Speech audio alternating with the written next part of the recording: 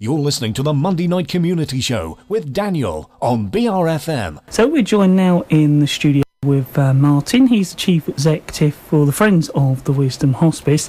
Martyn, thank you very much for coming along this evening. You're welcome, Daniel. Now, I was wondering if you could perhaps first off tell us a little bit about yourself, your role there. Well, I've been employed by the Friends to raise the profile of the Friends across Swale and Medway and to improve really our fundraising and increase the income into the Friends so we can support the hospice more and more into the future. So I was hoping you could tell us a little bit about the history as well, Martyn. Yeah, I'd love to. Really, in the early 80s, there was no hospice in Medway and Swale, and a lady called Molly Wisdom was a cancer sufferer, and she had to travel quite a way for her treatment. And she said to her doctor at the time, if he kept her going for until July, she would run 2 coffee mornings for him. And she raised £2,000 through those 2 coffee mornings, and that was the start of the fundraising for the £700,000 that built the hospice. And what's interesting about the hospice in Rochester is quite different to other ones around the country in that it was the land was given to us by the NHS, and then the Friends gave the building back to the authority to run the hospice on the proviso they fund it the majority of the money each year. So the Friends have to fund a smaller percentage, which, considering the area we live in, is quite important. And you were talking a little bit about the history, and I know you wanted to talk a little bit more about how it come to have the name it's got. Well, yeah, it was named after Molly Wisdom, that lady I was talking about earlier on. She didn't really want her name used for the hospice, but it seemed such a great name, the Wisdom Hospice. It just fits perfectly. And it was finally opened in 1984 by the Queen, and it's currently operated by Medway Community Healthcare, who fund it £2.5 million every year, and the Friends top it up with a £600,000 grant every year, which we have to do the fundraising for that £600,000. We have a wide variety of events through the year, and I think we're quite lucky in having the support of Medway Community Healthcare to support us so much, because if we had to raise the full, or if it was the other way around, if you like, if we had to raise £2.5 million every year, it would be quite a strain on the local economy. So we are quite grateful for that. So how is it funded then, Martyn? Well, obviously by the grant from the Medway Community Healthcare, but also by fundraising, and that's the important part of my job, is to create these events around the area in Medway and Swale. We do bike rides, we do moonlit walks, quizzes, obviously, and also the community is so supportive. We have so many people that do their own events for us, from pubs and clubs, just to even individuals that run balls for us. The fundraising capabilities are quite amazing. Even this afternoon, I had a chap called Paul from the island came in. He works in Chatham Dockside, and he'd been raising money over the weekend, dressed as a mascot in all that heat, and he raised money for us by raffling some Dulux puppies, and he donated a Dulux dog to us to raffle off later in the year. And from those small acorns, if you like, we try to grow the big oak tree. What services do you offer, Martyn? Well, the hospice is the only adult hospice serving the residents of Medway and Swale, and it's got 15 beds, but we look after 350 people in their own homes in the community.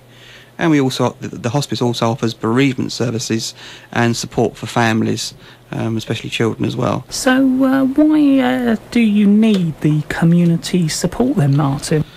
Well, that's going back to the fundraising. That's where we need the support. Whether you want to put your own event on for us, we have to raise over £15,000 a week, each and every week, through our fairs, walks, bike rides, pub quizzes, all kinds of different challenges as well. I've recently come back from Dartmoor with MHS Homes and some people from Medway Council, and we were all, 18 of us, were sponsored to do the 10 Tours Challenge. So we were quite mad for 2 days, walking all over Dartmoor in the heat, raising money for the hospice. It's fun, and I'm very grateful to MHS Homes for organising that. And they're doing another event later in the year in August, a swim up in London, They've chosen us as our charity of the year. So corporates can support us by nominating us as charity of the year, or if you want to individually, you can give to us regularly, join our lottery, become a member or a friend. There are lots of ways, and if you visit our website at www.fowh.org.uk, there's loads of information on there. And also you've got my contact details, and please give me a ring or an email and I'll respond to any ideas you got. How can our listeners help? Thank you, Daniel. We've been talking about the fundraising, obviously a very obvious way of helping us, but one thing I haven't mentioned yet, and where we couldn't survive, is without our volunteers. We have an army of volunteers at the hospice and also within the Friends that help at the hospice and with our fundraising events. We have over 200 in total, probably closer to 250 volunteers, but we're always looking for more. And that can range from serving teas within the hospice or helping us marshal one of our events. One lovely thing that we do at Restoration House in Rochester is we serve teas on a Thursday and a Friday. So if you have a tour of the house, you can come down into the basement there in a lovely setting or in the garden, and you'll be served teas by the volunteers. They do a fantastic job there for us every year, and we're very grateful to Robert and Jonathan at Restoration House for their support. So what are your future plans then, Martyn? Well, thanks. We are a very small team at the Wisdom Hospice, the Friends, sorry. There are only 4 of us. There's Emma, Cheryl, Katie and myself, and Jackie supports us with our accounts. So we are a very small team, and we need to find ways of increasing our income. And one branch we're taking is into shops. We're opening our first shop called Wisdom and Heart in Sittingbourne High Street, the old millet shop, on the 5th of September. A very exciting new change for us. And we're doing, the shop's called Wisdom and Heart because we're doing a joint venture with the Heart of Kent Hospice. So why have you decided to partnership with the Heart of Kent Hospice, Martyn? That's a great question. I get asked a lot. Quite simply, we are a very small team, and the Heart of Kent Hospice have been running 13 shops for a number of years now, have got all the expertise, and we felt that a partnership with them would benefit both hospices, because at the end of the financial year, the sums that have been raised will be split 50-50 between the hospices, and it's a very good use of their resource and our limited resources, and I think that will benefit the Friends and the Wisdom Hospice in the future, and also the people of Swale and Medway. And what we're really asking for now, and back to the volunteers again, is volunteers to help working the shop, and also your donations, your old clothes, CDs, books, all kinds of things that we can sell in the shop. We can collect them at the hospice. We've got a warehouse in Rochester, but as soon as the shop opens, which will be in September, you'll be able to drop them at the shop once it's open. If you can go over those useful contact details for our listeners. Certainly, thanks Daniel. Probably the easiest thing to do is on the internet, is again the w's.fowh.org.uk. Our phone number in Medway is 01634 831 163. That's 01634 831 163. Please follow us on, or like us on Facebook, follow us on Twitter, and also on LinkedIn.